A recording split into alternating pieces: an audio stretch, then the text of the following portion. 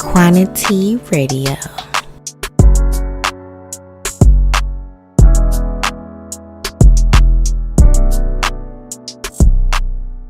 We're gonna talk about it all. So, welcome back to another episode of Quantity Radio.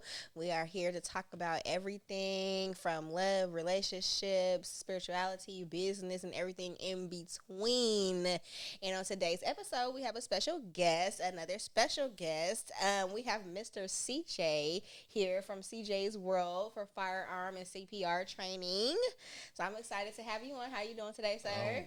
Honored. Thank you for having me. Thank you. Thank you for coming on. I appreciate you coming on. I'm excited to learn about what you do. And so I know you provide the firearm safety and CPR training. Mm-hmm. So, and I wanted to kind of tie in, since we're talking about it, I wanted to kind of tie it in with gun violence. So, the both sides of it, the pros and the cons of having a firearm and knowing how to properly use it, assemble it, and everything down to the laws and everything like that. So I'm excited to learn about that because I actually, that was one of my goals this year is to purchase a firearm. Because I'm like, I'm going to get a gun. I was supposed to do it last year. I never did it. And I don't know what it's like, they stigma. Like, I'm not afraid or nothing. It'd be like the last thing on my list. But when something happens, emergencies happen, things pop off, people like, oh, wait, I wish I would have had it at this moment, Yeah, facts. So I'm excited to learn about that. So let's talk about gun violence for a second. Growing up, were you around a lot of like gun violence and crazy incidents involving guns? Yeah, the typical. Oakland, Richmond. It's a small city, so a lot of people getting shot. Not to say it like that, but it is. It's the truth. But it didn't really like scare you. It's just messed up. We be like, okay, somebody's shooting, so now we like, all right, well, that was 10 shots, that was 15 shots, or oh, that's one shot, they probably suck or something like that. Yeah. That honestly, we hear that all the time. It's messed up though, but that's just typical. Normal. Yeah, you get desensitized to it, and that's just typical Bay Area life. Go to a sideshow, everybody just shooting in the air. Yeah. You know what I'm saying? Christmas, New Year's Eve, 4th of July. Shooting. It's shooting and think it's fireworks. Nah, family. Like, no, them was gunshots, so you better duck and cover because what come up got to come down. You know what I'm saying? So you don't want to be around that. My personal experience with gun violence, so I've been directly connected with situations that involve gun violence. I lost 2 people that I know to gun violence.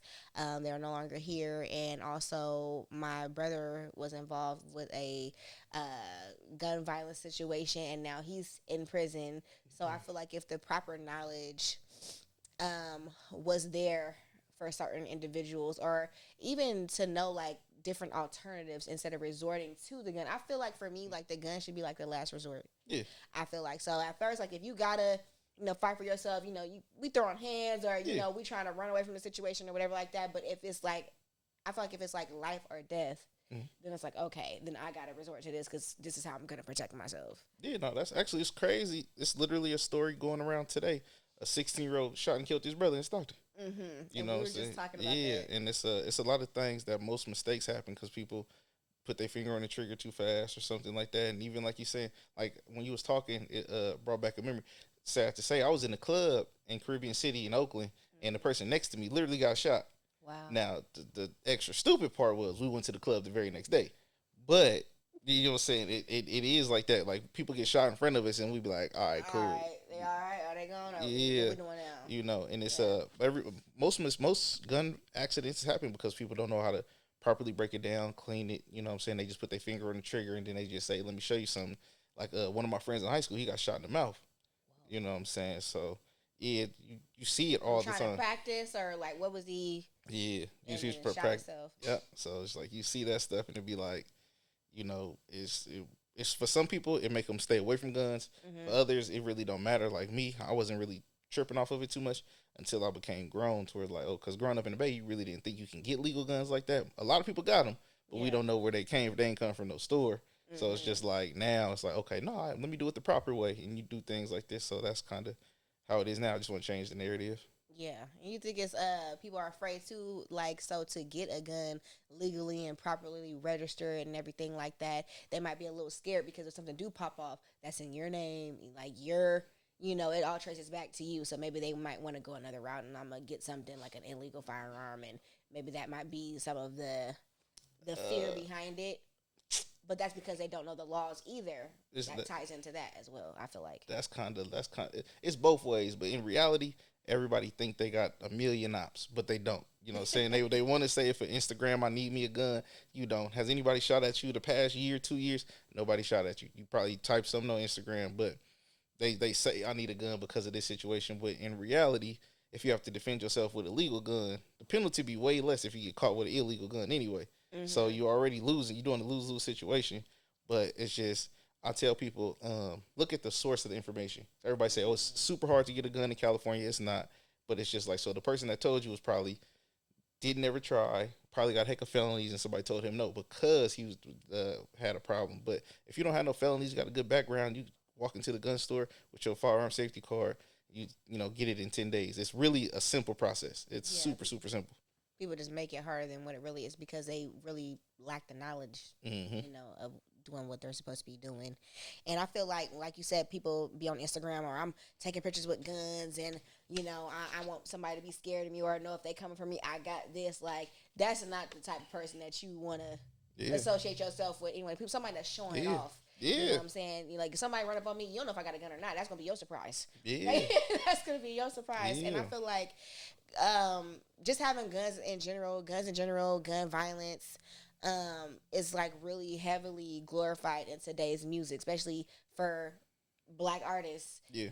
We're talking about shooting people and if the ops coming, I'm gonna hit them with the whatever. Yeah. That's always in somebody's rap song, and so that kind of influences, especially like the younger generation as well, to go out there and just get guns and think it's cool to just have a gun, just to have it on your hip. You ain't got no ops, like you said. You ain't got no ops. Ain't nobody beefing with you, but you just want to have a gun to tote it. Then that's heavy. What you said, that can go back to they just trying to break up the Black household. You know what I'm saying? That it's everything. You know what I'm saying? Not to be propaganda or conspiracy theorists, but it's just like everything really been programmed. You know what I'm saying? They really promote violence more. They ain't promoting love.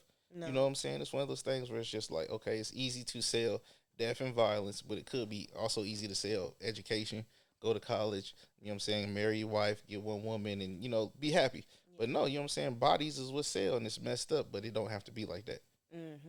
So yeah, it's terrible, just like with bacon. Everybody think bacon, but it's just like, no, that's not healthy. It's not healthy for you. No pork on my fork. I'm sorry, I can't. No, I don't eat pork either. No, that's a fact.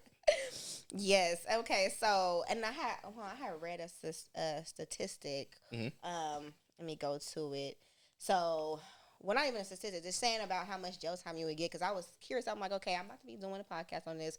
I want to, inform myself and look up the facts for, how long you could get if you are, having an illegal firearm and are using it, and something, bad happens, say you take somebody's life. So it says these enhancements allow California judges to add the following to a prison sentence. So you get 10 years if you possess a gun, 20 years if you fire a weapon, and 25 years if you seriously hurt or kill someone with a gun. So all that added up, you about to be in jail for about 50. Yeah, you know what I'm saying. Then throw a switch on there, throw a extended magazine. You know what I'm saying. Say you since this is Stockton, say you out here, say you a Crip or a Blood or something like that. Now you finna get gang enhancements. So you know what I'm saying. That one page that you just read, now you may be looking at 100 years. You know what I'm saying? Because it's like I know people right now who actually got sentenced 100 years, 123 years off of gun charges, like off of gun charges, murder. It's real. Yeah, they really giving you gonna die and come back and then still be in jail. Yeah, that's the numbers that they giving people. But at the same time too, it's also about how good or your lawyer is, because there are some people who have got off on stuff. Yeah. You know what I'm saying? It's money talks in every situation. That is the truth, because you could get off and you pay the right amount of money to the right lawyer, or attorney, whoever, and they'll get you off. Yeah, but you gotta want to avoid that from the beginning. Yeah, and it's in reality, there's something called carry insurance. So like me, I have my CCW, and and I have my guns, but I also got What insurance. is a CCW? So concealed carry weapons license. Okay. So I can carry my gun pretty much wherever, except for like I like federal buildings and hospitals and stuff like that. But if I'm walking down the street and somebody tries to attack me or do something to me, I can defend myself. It's self defense, and it's not gonna be like, oh, he took his gun from home, it's illegal or something. Like, nope, this is my legal gun. The sheriff said I can legally carry this around and defend myself with no problem. So then I have insurance. So if I get into a shootout, I have $2 million for a lawyer. So I have bail money. I have they say you get money for time that you miss from your work and everything like that. So it's a difference. You can do things legally and be secured if you have to defend yourself. Yeah. Your family can be too, and it's not just weapons. So if you defend yourself with a baseball bat, pencil, knife, or whatever like that, you still have that same amount of money for the lawyer. If somebody steals your gun and does a crime with your gun, now you get an extra $2 million on top of that. Wow. And that's only $300 a year. I need to look into that. I mean, I don't want to get into that, but you never know what's going to happen in today's world. Yeah. So it's always good to cover that and have that extra, that cushion for you to move around with. Yeah, even if you just at home, even if you don't have your CCW, you can still get it because somebody can break into your house. You can defend yourself. They can still sue you For breaking into my house. Yes, somebody broke. It's a story. A man broke into a woman's house. He fell through the skylight window, cut himself, and then he sued the woman and won. Wow. Yeah. That's crazy. It's in California. That's California for you. You can sue for anything. Because you wanted to rob me. Wow. Okay. That's good to know. See, the more you know. So I know you started off as an EMT. Did you see a lot of gun violence incidents being an EMT? Like, okay, we got gunshot wound victim. Yes, all that stuff going on. Yes and no. I didn't stay on the rig too long because, it's sad to say the pay. When I started being an EMT, it was in 2017, and the pay was like $12.75. But I had left to become like a tech EMT, so I was doing it for tech companies. So you go from there. It's like you're making $12 to now you're making $23. Then you go to another company, now you're making $35. So now it's like I'm making like beginning paramedic wages, and I'm literally just in one building or two buildings, and I don't have to, go out and do everything like this. But you did see it, you know what I'm saying? Like you deliver babies, you know what I'm saying? I got a few kids named after me. Really? Yeah. That's so sweet. Like, yeah. You named your child after me. Yeah, you get babies delivered in awkward situations, you know what I'm saying? Back of cars and different things like that. What was your most awkward situation like being an EMT? Honestly, it's just the homelessness. The homeless, they just naked. It's just naked and stink, and they drunk, and it's just you see it. Yeah, you see it. You know what I mean? And it's like, it's not to be crazy, but they got these toenails that be so long, and it's just like this stench that, like, if you be around a homeless person, a real homeless, that, like, now we gotta try to wrestle him down and tie him down and stuff like that. Naked. Yeah. That's awkward. Everything else you prepare for. Yeah, it's but like, not for the naked. Yeah, for somebody's giving birth, okay. If somebody's shot or bleeding out, okay, we fix that. But just the naked man just wiggling around, that's not fun. That's just something you're not going yeah, go for. Like, okay, let's just hurry and get this over with. Yeah, but you see it so much because Oakland, you got Highland, San Francisco, you got Golden Gate Park, so just you'll never know what you run into. Yeah. So how did you transition from your job into being an entrepreneur, knowing that you wanted to even go that route? YouTube, actually. YouTube, and a friend that gave me a push, and it was like it was during the pandemic, like the height of the pandemic was like 2020. Are we still in the pandemic? Are we? Right? They said they stopped it from being a pandemic already, but I mean, okay. I guess we not. yeah, I don't know. So like, I don't want to say we out of it, but like I guess the beginning of it, people start posting their gun collections on YouTube. So then I just posted like some of mine, and then it got hella views on there, and then people just start hitting me up like, oh man, I want to go shooting. So I'm cool. So I got like stockpiles, thousands of rounds and stuff. So I'm like, cool, let's go fun shoot or whatever. Yeah. Then ammo start going down, and then my boy. He was an entrepreneur too. He out in the Bay Area. He owned a clothing line, Birkenhardt's clothing line. So he was just like, hey bro, you need to charge for this.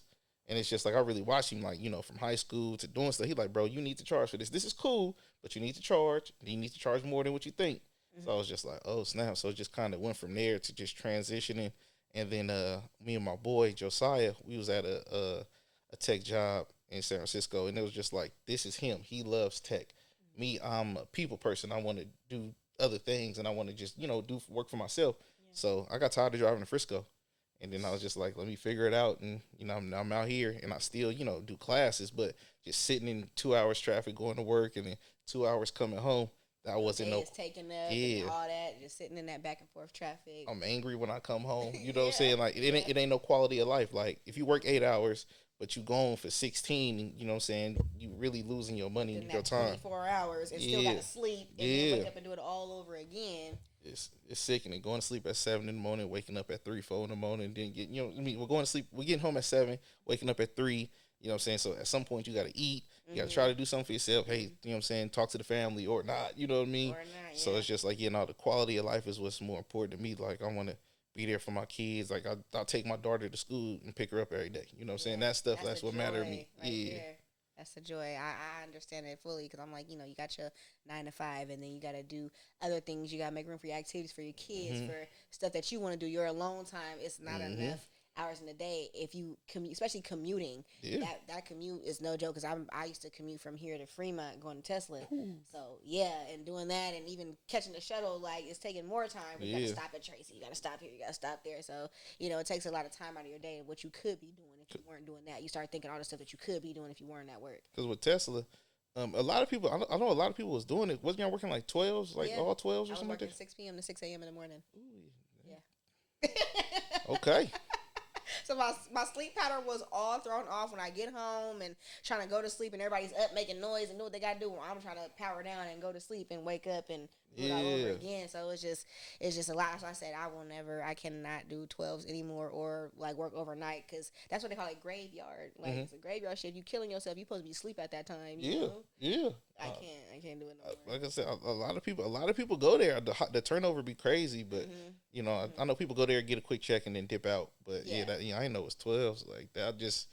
I thought they was just playing, but no, 12 just every day of 12. That's not cool. They not playing at all. The money was cool, but shoot, your body, once you start to work there and you've been there for a couple months and your knees start, giving out on you a little bit from standing on the concrete floors for 12 hours. Oh, you know what I'm saying? And then you got to walk all the way. The building is so big, so I'm walking all the way from the back all the way to the front, get in the car, go to lunch. By the time you come back, it's time to clock back in and get back to work. So it's a lot of hustle and bustle on the grind moving up there. So, but definitely I want to talk about what is the most important things we should know about firearms and firearm safety. And we were just talking about the 16-year-old that shot the 13-year-old.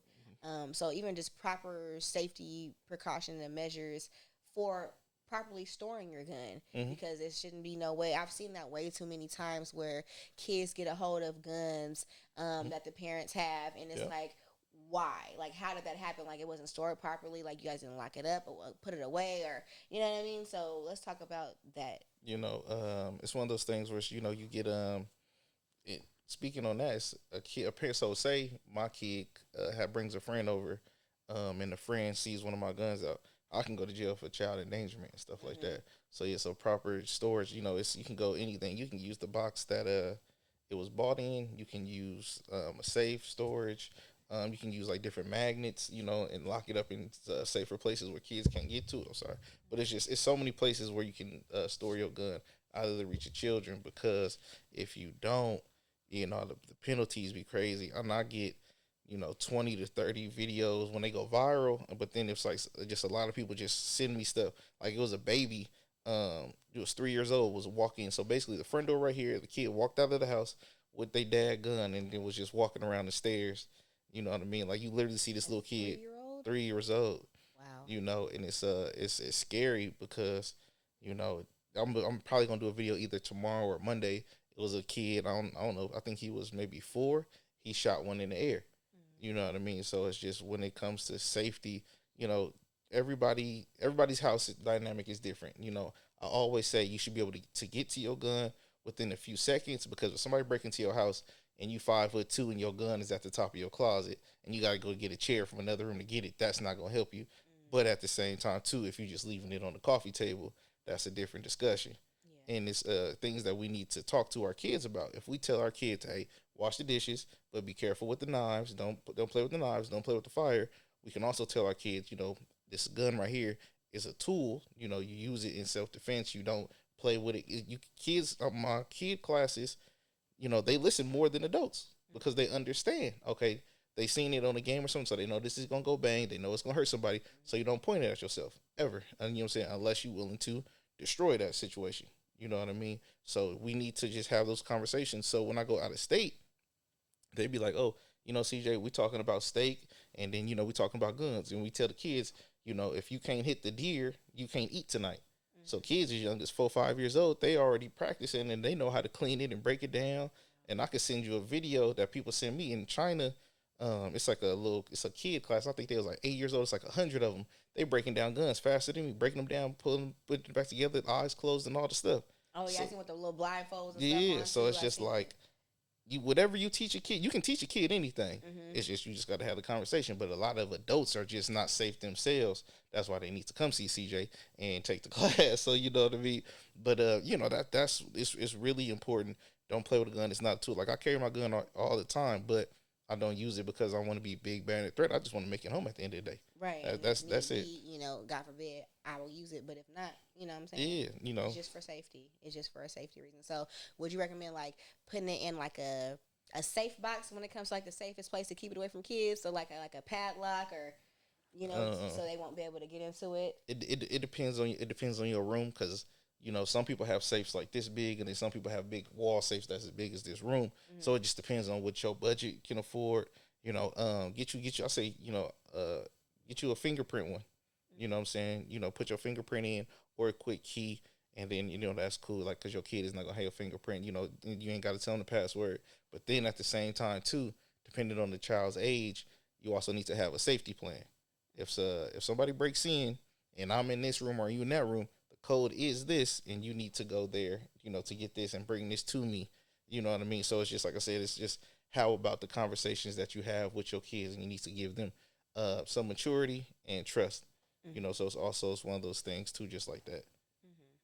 So I have a question too, just out of curiosity. So what happens if, like for instance, that kid shot, the 16-year-old shot a 13-year-old? Would the kid wouldn't get charged with anything? It would be the responsible gun owner. They would go and face jail time, or the laws would apply to them and not the child. There's no slam dunk answer for that. It's two different ways.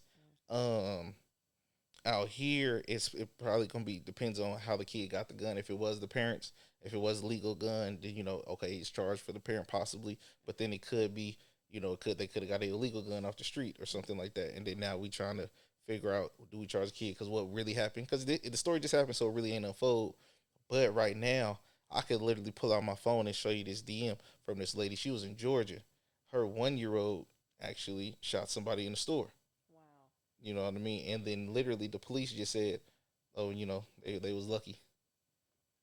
Because it was a 1-year-old that shot him? Yeah. Wow. Like, and then nothing happened after that. I mean.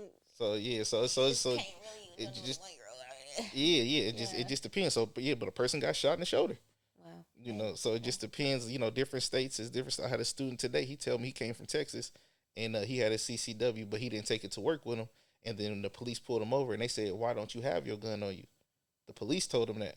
The police said, "I could be getting into a shootout, and you could be somebody defending me because you're a good law-abiding citizen, but you don't have your gun." They want you to carry it. See, Texas is a whole different thing, because when I went to Texas. And, I remember, people saying, oh, you can just carry openly out there. It doesn't matter. But, that's always in the back of my head. But when I actually went out there, not last year, I think I went the year before that I went to Texas, and I'm at the gas station, and guy just out pumping gas, gun on the hip. I'm like, we don't see that in California. Somebody pull out and, whatever, that's a difference. But just to be able to just carry it sitting comfortably on his hip and, he's pumping his gas. I'm like, oh, wow. Like, I had to look, do a little double take. I'm like, oh, okay. Like, I'm just not used to seeing that. You go to Texas, you go to Vegas. First time I seen somebody open carry was in Vegas. It was this lady, I still remember what she had on and everything. We was in Target, and she was reaching down to get some peas. And I was just like, hey, man, she got a gun on there. And my boy was just like, no, it's just an open carry state. And I was like, but yeah, we just so conditioned out here to guns are bad or whatever. But everywhere else, they just like, it's just a piece of them. When I forget my phone or my wallet before I get my gun when I leave the house. Wow. You know what I'm saying? Because it's just how it is when I know how they feel in other states. And it's true. Like, so, a lot of people thought we couldn't even get this. So put it like this. People say black people can't get guns. It's like, I'm a black man who's a CCW instructor, and I can give you your gun license. I can do everything that the gun store do. Everything that they say we can't do, I can do it. So it's just like, no, I want to continue to be like, so that me having that privilege and that right, I'm going to exercise all of my rights to just know I can do this with no problem, and it's legal. I get pulled over because I got tints on my window, and I'm going to keep them on. And it's just like, but it's just like I have my license, I have my insurance, and you know what I mean? There's nothing that they can do or say if you got all your ducks in a row. Yeah, you know, take the tints down. Okay, cool. I'm gonna sign this, fix it, ticket. Cool. But you're not finna take my gun or nothing. You're not finna take none of my license. Everything I work for, you're not finna take none of that for. Because for one, I don't smoke weed. My car don't smell like nothing. No, like, it's just we have rights. It's on us to exercise it. But a lot of people think that we can't do it because of some bullshit, TikTok or YouTube video. But it's just like, no, we can get everything just like everybody else. Only thing we can't get is automatic guns. Okay, so can't nobody get automatic guns at all? Out here, or it's certain, not this state. Oh yeah, in other states, everything automatic. You know what I'm saying? You go like a Texas, they get flamethrowers. We can get a flamethrower out here too, but it's terrible compared to the ones in Texas. Yeah, because they do like the big bonfires and stuff like that. I did a class in Utah, and the dude was like, if you can conceal it, you can pretty much carry a bazooka. So if you can get it onto a sling and throw a sheet over it, and it can carry under your arm, you can conceal it. You know what I mean? But that's just their culture. Yeah. So it's just like, well, I'm out here with my regular guns. You know what I'm saying? You doing what's up? They out here with bazookas and freaking flamethrowers. Like, okay. When I tell you it's cool, it's cool. So like dudes who got me kind of started was a Black Rambo.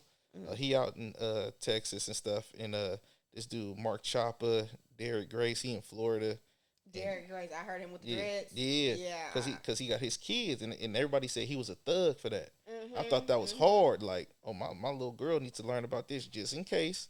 You know what I'm saying? And that's what you need to do. We need to teach our kids, but nope, everybody else got their kids ready, prepared, but our kids is the ones that's going to be messed up in there. Yeah. Like, nope, it's on us to break down that information. Just like generational wealth, like I said, we wasn't passing that down. Okay, now we can. So pass it down. This information that we thought we didn't have, we got it now. So there's no excuse for us to, do our kids misfortune by not telling them. And break that stereotype of thinking we can't do this or we can't do this. We could do everything. Anything that you want to do, you could do it. And everything that you want to learn, I could teach it to you, and you breaking that stereotype. So that's a great thing that you're doing right now, especially teaching the people in our community, about these laws and about these the safety firearm training and everything. So that's a really big thing for our culture. So I'm glad that you're doing that. And when I get my gun, I'm definitely coming to you. I'm trying to get, everything certified and solicited the right way, so I can protect myself, protect my son, in that nature. So how can you legally own a gun in California? Okay, so pull up to my office. You take a 30-question test. It's called a FSC test. It costs $25. It goes directly to the DOJ. You fill that out. After you pass, you can miss 7 questions. But the test is common sense. Everybody says that. It's common sense. Everybody, I'm like, I'm scared of the test. Like, it's just common sense. Like, not to point guns at kids, right? Right. So you'll pass. That's what it is. Is they give us this simple test that really. So I get the test, but then I don't, because the questions are not like, oh, you're seeing if a person has like a mental illness and you're doing some type of breakdown to like they shouldn't be getting a gun. The test is simple. Yeah. Once you pass that, I print you out and give you a little card, and it's good for 5 years. And then you go to the gun store and you can purchase the gun that day. You just can't pick it up that day. They got to do the background check, right? Yeah, and they call that a cooling off period. So basically, it's like if you wanted to kill somebody today, you know what I'm saying, they have you wait 10 days because hopefully you will cool off. And then next thing you know, you pick up the gun on the 10th day. I don't want to shoot you no more. Yeah, and that's what it is. Because your background check, I'm going to tell you like this, it come back instantly most times, or if on an extreme circumstance, it come back 3 days. Like me, I'm a junior. So it's just like sometimes if my ID didn't say junior or something like that, it'd be messed up. So say if my daddy did some crimes, I've had people do that. They daddy or they grandpa the same name. You may be the third or something. So now it's just like, oh, you got to do a 30-day thing because The name. yeah, like you robbed the bank in the '60s, even though you only 22 years old. You know what I'm saying? And people have had to appeal like that. So stuff That's like that crazy. happen. Yeah. They want to make sure, like, I know you 26, but you show Yeah. 1968, you didn't rob this bank. Like, That happened to me. I went to the dentist one time, and I was like 15 years old, and the dentist was like, "Charles, you have the mouth of like a 40-year-old man," and I was like, "What?" I was like, "Sir, I don't even have a cavity. Never had a cavity. Yeah. Like till this day, I still don't have no cavities." Mhm. He was like, "You junior, obviously." Obviously, Right, but yeah, obviously, because he was trying to because my dad was supposed to get a root canal like literally 2 weeks later, so Mhm. he was finna fuck me up. Yeah, he's gonna give you that root canal. Yeah, Mhm. yeah. Hold on, sir. That's not me. That's my dad. That's my dad.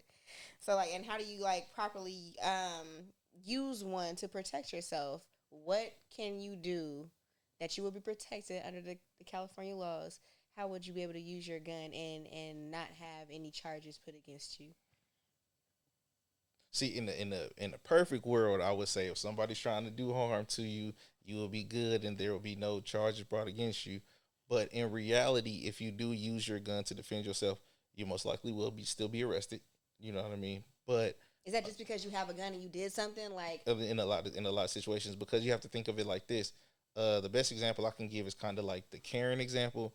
A Karen will start a problem and then call the police and play the victim. Mhm. So when there's a gun involved, say even if you did call, and you were the one on the right, when the police show up, they don't really know what happened. Yeah. You know what I'm saying? They just know it's a gun involved. They don't know because the police are not there to really solve the problem. It's really the judge and jury who do that. You know what I'm saying? They gonna throw shit at a wall and see what stick. But as long as you have your ducks in a row, like that's why I tell people, your life has to be in immediate danger. You gotta always realize there's eyes on you. Cameras is everywhere. You know what I'm saying? It's one of those things that if you pull your gun out to defend yourself, don't say I'm finna blow your fucking head off or something. It's just like, hey, I'm trying not to hurt you. Like I'm really, you know what I'm saying? You have to really make it that you are defending yourself and you had no other option. Yeah. You don't have to retreat. So we know like Florida is stand your ground where if somebody tries to slap me in the face, I can defend myself right then and there. California is not a stand your ground, but we also don't have to retreat. Like some places you have to, if somebody breaks in right here and tries to do something to me, I probably would have to run into one of those rooms or something like that and then try to defend myself. But in California, we not stand your ground. We not a duty to retreat. I can just defend myself. So it's like a weird gray area, but it's whatever. So wait, okay, so retreat means you need to try to get yourself away from the situation before you have to absolutely Yep. fire a shot. Yep. Okay. And that's one of the worst things ever. Yeah, because I'm like, I don't want to get shot in the back. Yeah, I don't want to do that. Yeah. So it's like kind of weird. So, but California is you could just Yeah. defend yourself. If somebody, but it just depends on the situation. So I know people right now who's defended themselves, but they didn't have a CCW. So the question is this: how did the gun get into your hands when it was supposed to be in your trunk? Because if you don't have your CCW, you're supposed to transport your gun in your trunk, out of reach from you and everything. So at what point did you get the gun? Oh, it already had to be in your hands or already in your pocket or something. Get you with that. Yeah, so it's just it's terrible, but at the same time too, it gets you a good lawyer. You know what I'm saying, and then you'll be able to hopefully work it out. Like I said, I want to give you the great slam dunk answer that you did everything right. You finna be good, but this is still California. You know what I'm saying? We didn't see people get killed on camera and get off. We didn't see people do stuff that we would deem right defending themselves, and then they still do jail time. But it wasn't for like murder. It was for something else. So that's just our justice system. I ain't gonna lie.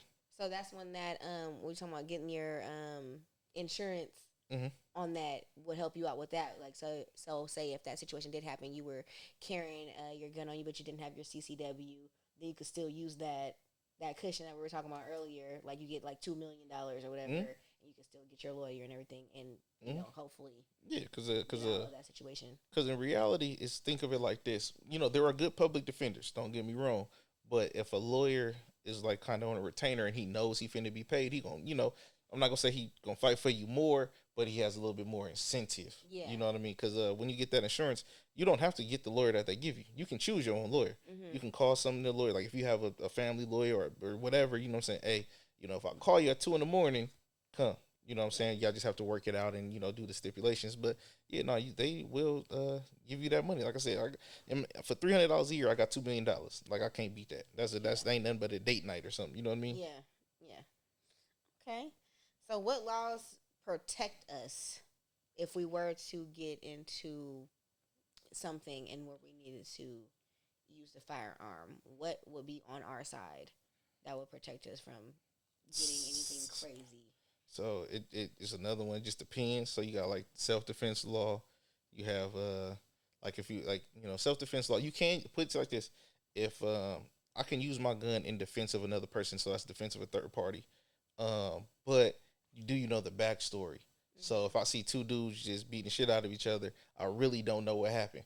One, he could have stole from him. He could have been a pedophile. He could have been whatever. You know what I'm saying? Somebody's losing right now, but I don't know the first 10 minutes. The other guy could have been winning. Yeah. You know, so it's like, but I could use it to, you know, break that up. But, you know, say a man is just beating on a woman or something like that, and I use my gun to defend that woman.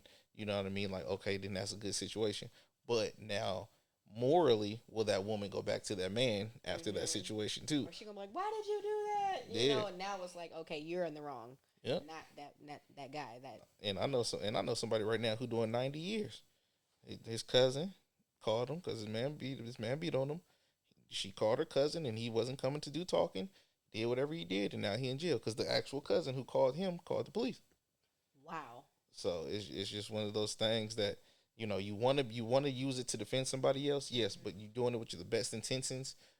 So it just really, like I said, it's really no crazy good slam dunk answer. That's the only messed up part when it comes to with it guns. Depends on what situation that you're in at that time, and it depends on everything. Like it feels like everything is like considered in that situation. Okay, well, you know what was going on in the situation, what happened at this part of the situation. Like we need to know all of that because that's going to play a role. Because why did you get out your car to go jump into something that had nothing to do with you? Exactly. That's the main thing. Because now it's like, you know, it's just a woman got her car stolen.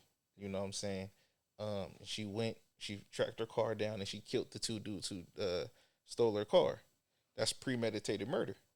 Your car is already stolen. You got now for insurance to do purposes. You know what I mean? Right. So it's just premeditated. You went out there like with that intention. Yeah, you turned into Batman and then you became judge, jury, and executioner. So it's just like you really can't do that. Yeah. So it's like a gun is like, you know, it don't give us a license to kill.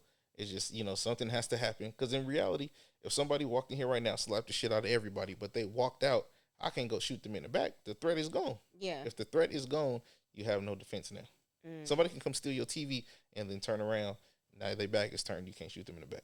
That's the things I'm like, okay, so it's certain things that you cannot do. So like you said, if somebody come in and, you know, steal this and they're walking out, they're leaving. The threat's gone. The threat's leaving. It's leaving. It's going. Yeah. And you shoot them in the back.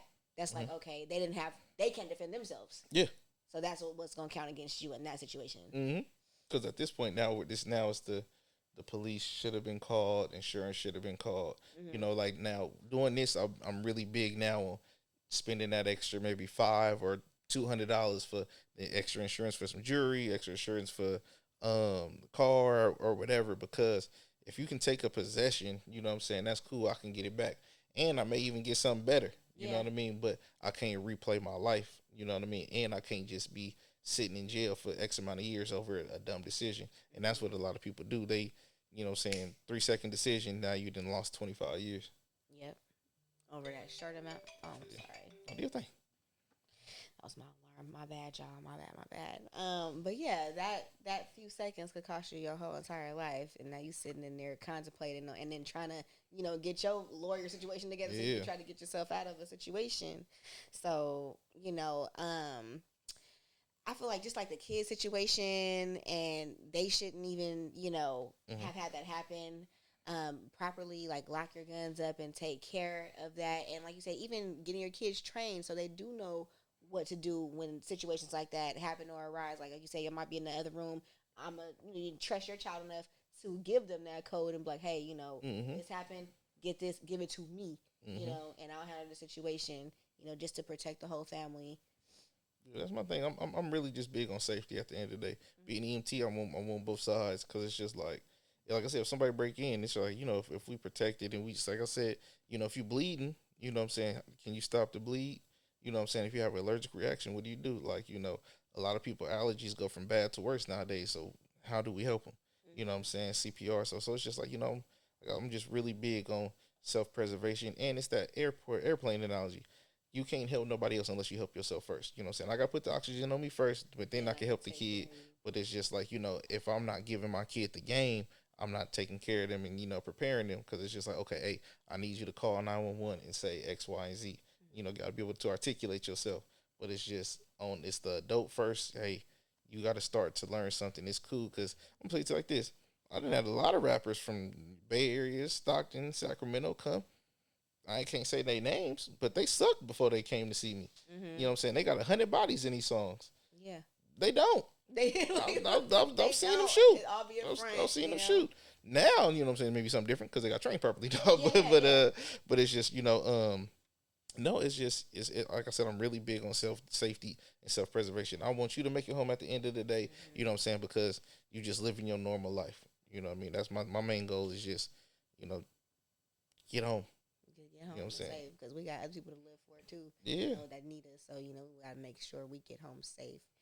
And I know you provide the classes. So tell me about the class. I know you said at first when you first started doing it, people just wanted to come and shoot around with you because you was posting your your collection, your gun collection and stuff, and everybody wanted to come shoot around. So what made you, just be like, you know what, I'm about to do CPR. I'm gonna do the firearm safety. I'm gonna do and all the other services that you offer.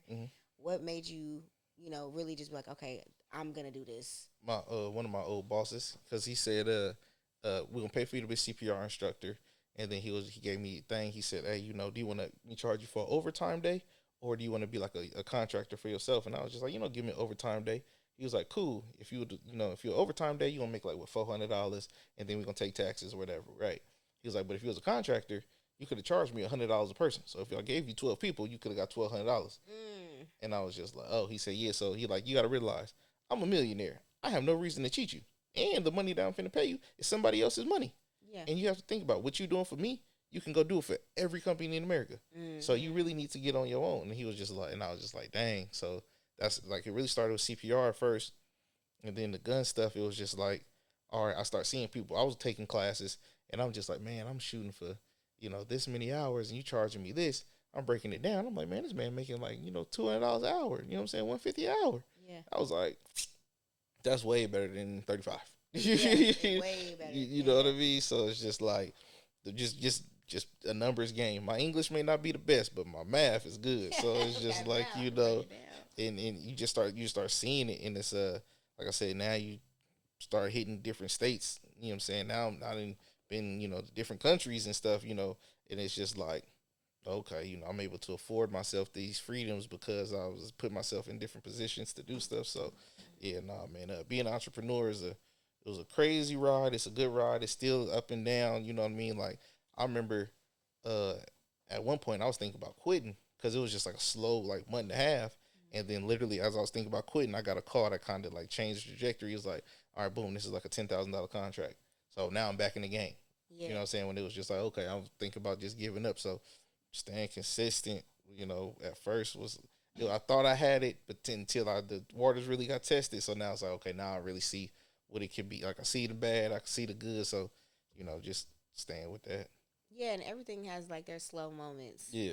So don't ever like get discouraged, like you want to quit, and everybody gonna have that little slow period of time. But maybe it's meant for you to just take a rest right then. You put in that hard work, maybe that's your rest period. And then, like you said, as soon as you was about to give up or think that you wanted to quit, you get that call like, well, I'm glad I didn't, to keep that going and help others and get the bag too at the same time. Yeah.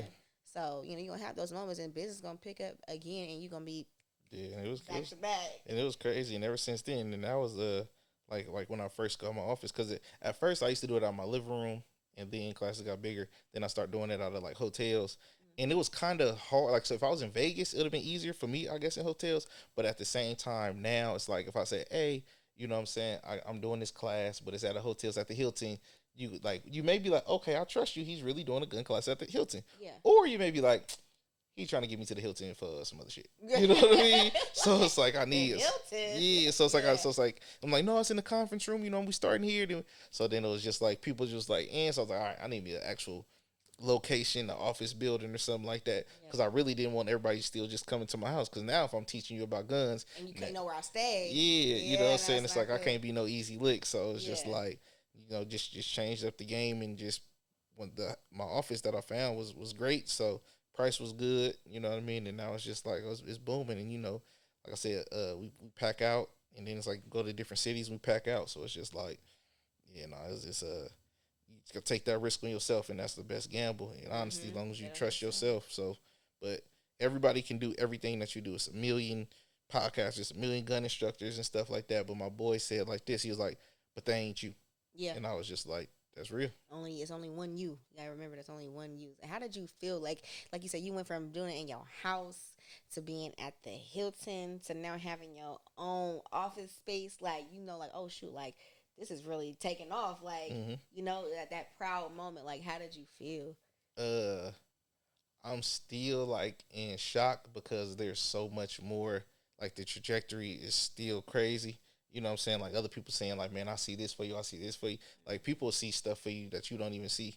You know what I mean? And it's just like start opening your vision. It's like it was when I was in New York and I was like drinking and I was just like, dang, we really out here. You know what I'm saying? Like no, I was talking to these ladies in the DR. We was in this pool and we was just chopping it up about some money and stuff like that. And it's just like, I'm really here doing this. Yeah. Right now. Yeah, that moment hit you, that reality set in. It's like, what? And they like, oh yeah, we travel, 6 months out the year. This is what we do. Da-da-da-da. We make our money, and you know what I'm saying? And it's just like people with money just move different. You know what I'm saying? The stresses is different. And it's like, okay, well I can't wait till I get there. Yeah. I was talking to my boy, I was like, oh, I may have made 6 figures. Cool. That's great. Well, I done did like, 2 million. So what you finna do to catch up? And it's just like, you need people like that around, though. And it's like, it's great because it's just like, okay, well, I'm gotta figure something that you know what I'm saying, and that's the thing, because it's just like you got other people who look at you like you didn't made it, and then it's just like they trying to leech off of you or something like that. So like I really have to cut a lot of people off. It kind of sucked, but it's just like it's a lot more peaceful because now that everybody, I can't talk to everybody every day because they running their businesses, they doing their stuff. And it's just like, hey, we got a mixer out here, or hey, we going to Vegas. Your ticket and stuff is already paid for. Just pull up. The hotel paid for it. Airbnb just paid for it. Just pull up. Everything different. Yeah. So it's just like, I can't do that. I can't do we finna piece up for a hotel room and then 5 people trying to pay for 1 bottle and stuff. Can't do that. Y'all counting y'all pockets and counting their pockets. Like, how much you got in? Oh, I didn't pay for it. It's just too much. Yeah, it's like the stressors be different from people that's getting it and people that's, just comfortable and just complacent. I don't want to be that. Yeah. I don't want to be that. And it's be more, and what it is just be more giving. Like I was always like a nice giving person because I came from love, but like now it's just like my thing is like this. Like I said, I don't smoke weed, but if you come to my house, you want to smoke weed, that's cool. But you come to my house, you probably gonna drink or something. And when things like this, if you get messed up, hey, I'm not gonna let you leave, or I'm gonna order you a lift because everybody got too much to lose. You know what I'm saying? We got different licenses and money, so I can't let no DUI derail you. So I'll pay the $200 lift. Or you finna sleep on the couch or something, then you gonna wake up and get some food because you got stuff going on. And that's one of the things too, is like you just don't let everybody at your house. So the people who you do let in your circle, you know what I'm saying, you really trust them. Yeah. Really trust so them. Like, nah, man, it's like just move different now. Yeah. You know what I mean? And that come with growth and knowledge of things. I'm moving different. I'm doing different things. I'm, I got a family to provide for now. So it's like I got to move differently because I got to set them up to the next generation. Yeah. You got to think about that as well.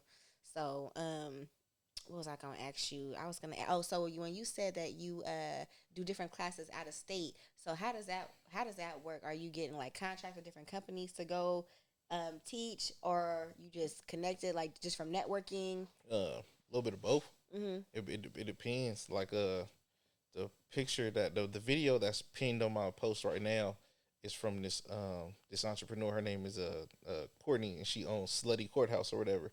She do sex toys and lubricants and stuff like that. And she connected balling. Put it like this: she got me 1,000 followers in one day, all because she pulled a gun out of her chest. That's it. That's it right there. So in reality, sex sailed. You know what I mean? And people just hit me up like that. So it's just like she was in Georgia and she like, oh, come down here for this and whoop, whoop. And then it's just like, oh man, like other businesses hit me. So it's like this is my first time in Georgia. So I'm going to Atlanta, going to Savannah, and it's just like then one of my students was there. He was a bodyguard. So now he going state to state. He was bodyguarding for that girl like Big Trilla. That song was like we ain't riding no niggas or some shit like that. So he was her bodyguard. So now I'm training bodyguards and going back out of state to reconnect with them. And it's just like it can go from like a Instagram post or just like me giving you a license. And then now it's just like, boom, okay, now I got 40, 50 people for you.